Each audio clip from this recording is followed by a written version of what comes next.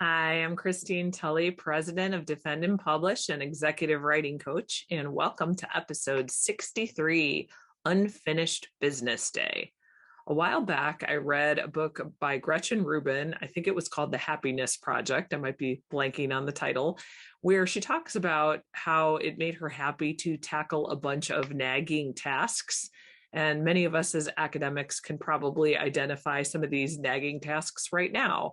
For example, you might have a half finished grant application. You might have forgotten to apply for faculty development funding. You might still need to get back to a student about scheduling. But on top of that, maybe you haven't paid your electric bill yet, or you realize you haven't changed your furnace filter in 2 years. That was me. There's all kinds of nagging tasks, or I'm calling them unfinished pieces of business. And what I want to do today is talk about the importance of devoting some time to tackling these things, which seems sort of like this is worrying about these little things doesn't really lead you to writing more, but I want to think about it in a specific context. I also listen to a podcast occasionally. It's by a woman named Lisa Woodruff, who runs a podcast called Organize 365 and a website. And it's all about just home organizing and that, because of course I like organizing and productivity. But one of the things that she had on one of her episodes was talking about an admin day to do all kinds of house related tasks and, things that you need to do to have your home running smoothly, like picking up medications and making sure you buy new light bulbs and things like that.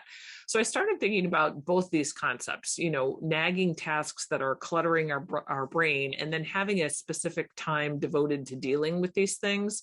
And what I've come up with, and what has really worked out well for me in the last maybe 6 months, is to think about having just one morning or one afternoon once a month where I just knock all this stuff out in a crazy amount of time. I think Ruben might even call this like a power hour. I will link to a blog post about this idea. But the idea behind both of their thoughts is just batching a bunch of tasks that you need to do, and you just keep putting them off.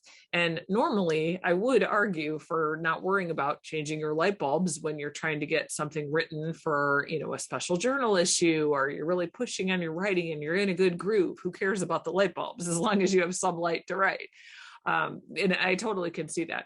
But I've also found that if I let nagging things go too long, the consequences are worse. So here's what I mean by that. As at many universities that have those lucky enough to have faculty development funding, we have 3 cycles when you can apply for funding. If you miss the cycle, then too bad. You have to pay for that conference registration or whatever that thing is. And I realize I'm in a very fortunate position to even have it. So I want to make sure I'm taking advantage of it, because if I'm not using the resources, this is for, lots of people at universities. If we're not using our resources, then we don't want those resources taken away because it looks like nobody's using them. So just, for a personal stance, I like to make sure that I'm using my funding. But that's something that's very easy for me to just say, oh, I'll do that next week. I'll do it next week. And then I've missed the cycle. So that's something that would be a type of nagging task or unfinished business that I haven't done. There's also a yearly deadline to apply to have a graduate student assistant. So that's something I tackled this week because I knew I had to do it. It's unfinished business, but again, there's a deadline. And one of the things that happens if you don't batch these things together is that everything has a deadline and everything seems like a crisis. So here would be another example.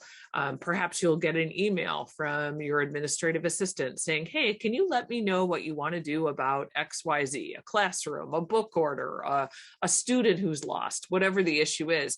And it's very tempting for us in our email to just respond and deal with that thing and keep clearing out our email. And I know we've talked about email before.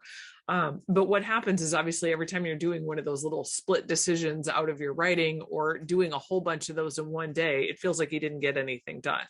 So on the opposite end, though, if you could do a whole bunch of these unfinished business pieces in one go and knock out a lot of maybe bigger things, maybe not individual emails per se, but some other things like that, things with deadlines, they could be related to scholarly projects or not. So here would be another example. Maybe you're halfway done with an IRB application and it's just kind of sitting out there.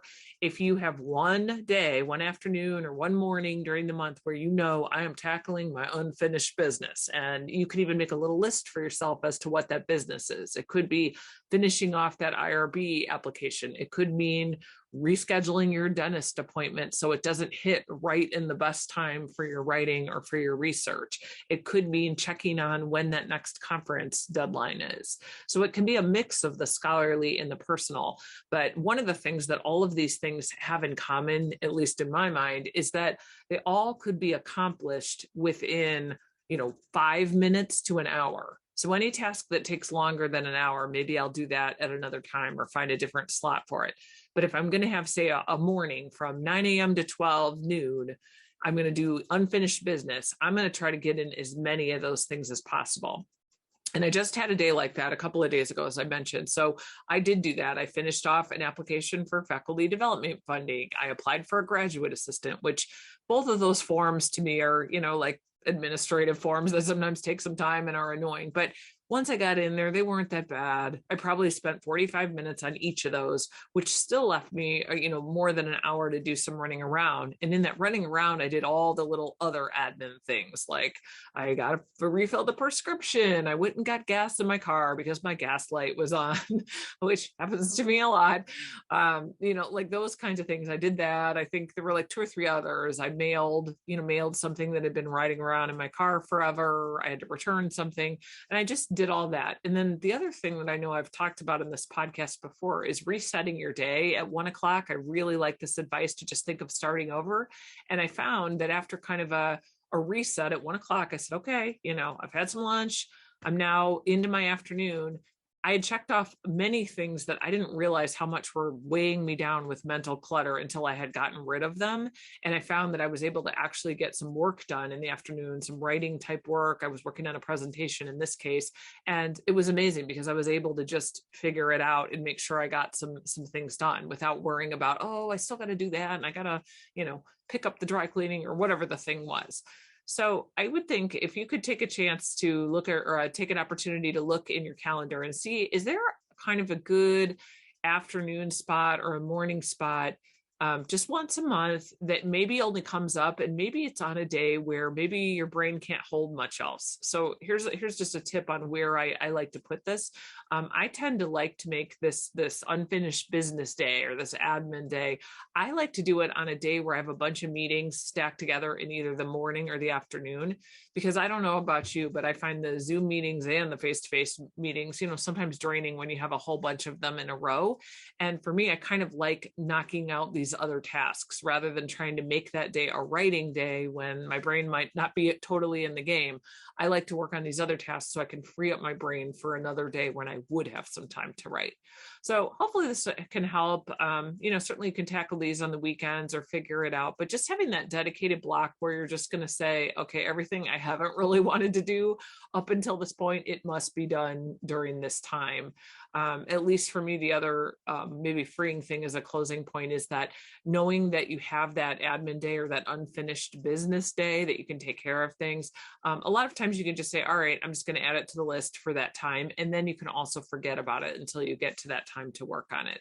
So hopefully this tip helps. It gives you some freedom from mental clutter from all those tasks that many of us have rolling in our inboxes and on text chains and things like that. And happy writing.